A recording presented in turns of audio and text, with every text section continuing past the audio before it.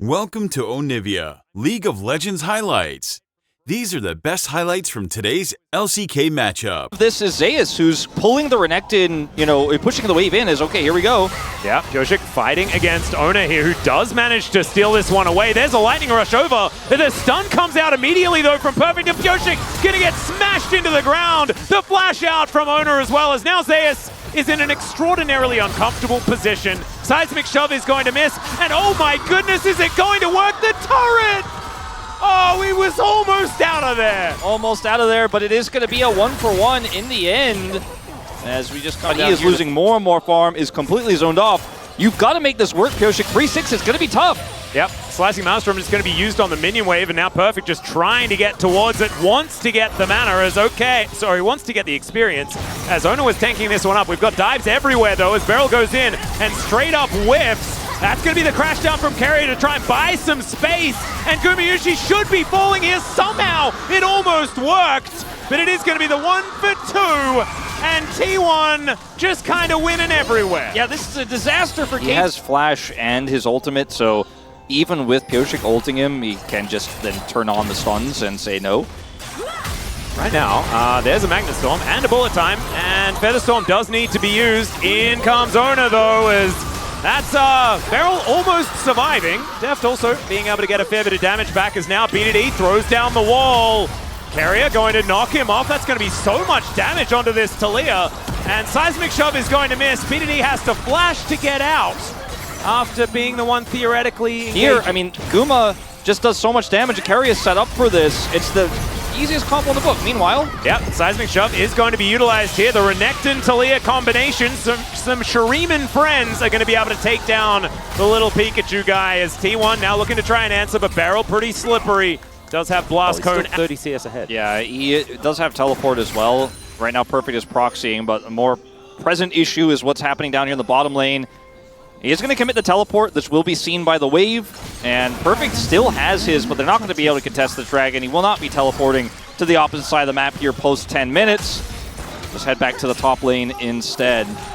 Well, Pyosik really wants to kill Gumayusi, and he is just going to press the button and go for it. The quickness is down as well. Gumayusi is extraordinarily dead. That kill is going to go over to Deft at the same time, and so KT, we mentioned making some ground. This is going to be building upon it. Opposition for T1 because, okay, we'll see something before that. Yep, Perfect is just going to pre-dominance and try and keep himself alive, and it ain't going to work at all. Zeus presses his R button and just zaps him down. As Leandri's doing some work here, and this item advantage is just almost got all. Be able to get those. Yeah, should still be able to get the turret here before Def does. Yeah. And that is going to be first turret going over to the Kennen, who was able to get a ton of plate gold, 375 plus the kills. Beryl can actually get these exhausts in the right times in these team fights. And it's all just going to hinge on that. And even then, I think maybe he's just too strong, you know? As Beryl's moving on over, just being a little bit frustrating here, as this Cloud Drake is going to be secured. It's an ocean. You know, when you we haven't really seen anything to show us how the shape of this game is going to look as it goes on, right? Because we haven't seen any sort of 5v5, any sort of setup. I really am intrigued as to whether or not, KT can make it work, as I've seen this on the top side of the map. It's going to happen once again, as there's the flash forward from Perfect. He avoids the Emperor's Divide, and then Pyosik just goes through it. Vault Breaker comes down, but it's not going to be enough. Carrier is going to pay for his sins, but he flashes out of the way. Bullet Time to celebrate, and T1 are going to survive. Yeah, unfortunately, Atlas, we've been talking a lot about 5v5 fights. If Renekton is not a champion in this game, I don't know if Guma's ult didn't get a ton of value in terms of damage, but it helped make sure that KT couldn't follow up further. And they're going to get a turret for this as well, it looks like. Yeah, all 5 of them are over here. Seismic Shove goes wide. Perfect soaking as much of this as possible, but this is a foregone conclusion. Turret is going to go down, and T1 just use, and then just having so much pressure that you can take those risks, that you can kind of play a little bit fast and loose and still get away with it. Does feel very catch this Renekton making his way forward. He's spotted on that control ward, and there we go. Perfect still going to get tagged with the Shuriken, and Faker comes down. Renekton is very much going to die. It's just whether or not KT can find anything as a result of it, and the answer is going to be maybe mid lane out of turret, and I think, okay, never mind. T1 able to get back here in time. So that means the KT get nothing.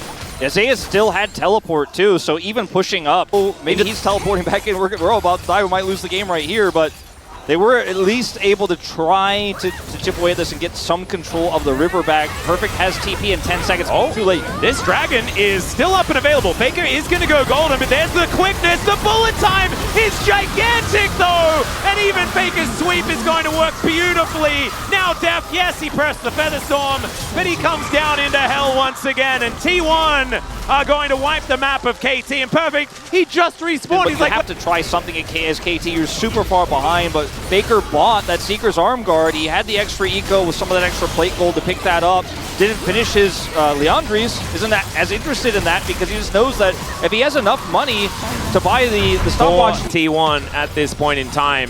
Soul Point also, I feel like we're watching the last series. You know, this is kind of like the advantages that B&K were getting where they were the ones picking up all of the neutral objectives, but also winning the fights, winning the map, taking the turrets. And this is the T1 that we grew to expect, that we haven't seen for the last couple of weeks. They are going to be able to break open the base here on the bottom side of the map. And I think that I don't see really a way back for KT unless there is some sort of miracle. Yeah, I think BDD was maybe hoping for a crazy flank there, but no one's vulnerable. Well, it's trying to throw some rocks on the ground and things like that. T1 not looking too worried about it. Inner turret in the mid lane will be just sort of looked at momentarily, and that does go down. There's still an inner on the top side. Minion Wave in an awkward spot for T1. You need a flank. You don't have a strong Renekton to do so. He'll just get turned on. He doesn't have TP right now, and T1 just slowly grinding them out of the game. Yeah, Seismic Shove is going to connect, and did we notice? Not really. That is a Keeper's Verdict, just to be channeled here by Ona for fun. Presses Magnet Storm, and there's a bullet time, and what does KT actually do to stop from melting? And the other especially when there's an Ocean Soul on top of it. Yeah, the other thing too is that the gap. The damage from Guma is high, but alone isn't enough to rush the Baron. So playing very respectfully here are T1. Yeah, perfect. Gonna get slammed into the wall here. Almost a bait, but not really. It just kind of takes free damage. As Beryl getting vision in. Being able to at least see that the Baron is going to be a problem. He wants to try and escape from the Steadfast presence, but that's getting a little bit difficult. The rest of T1, they're on the map, they're all here, they're ready to start off this Baron, and it is not going to last very long. KT, if they're going to do anything, they need to go in and try and fight this immediately, but Perfect was back home. There was no way for them to do anything about it. So I said it was going to take a miracle to maybe steal this Baron, take that one away, win the team fight here. 30 seconds after, or for 30 seconds before this Baron expires, the Elder will spawn. So T1, again, don't even have to get permanent damage done here. They would like to get an inhibitor and then just be able to kite back easily, but so far, pretty heroic defense from KT. Yep, and now we've got Faker having to use that Zhonya's once again. Ona taking a lot of damages. There's the bullet time. That's going to get the doubles, and Zeus just cleans up the back line. Seismic Shove does nothing. Empress Divide does everything, and T1 will cleanly ace KT. They were very patient with that play, but this is going to be the last one of the game. Surgical from T1 here in game number 1, and some well-needed revenge for them. These were the best highlights from today's LCK matchup. Click that subscribe button faster than Ramus can say, Okay. See you on the next one.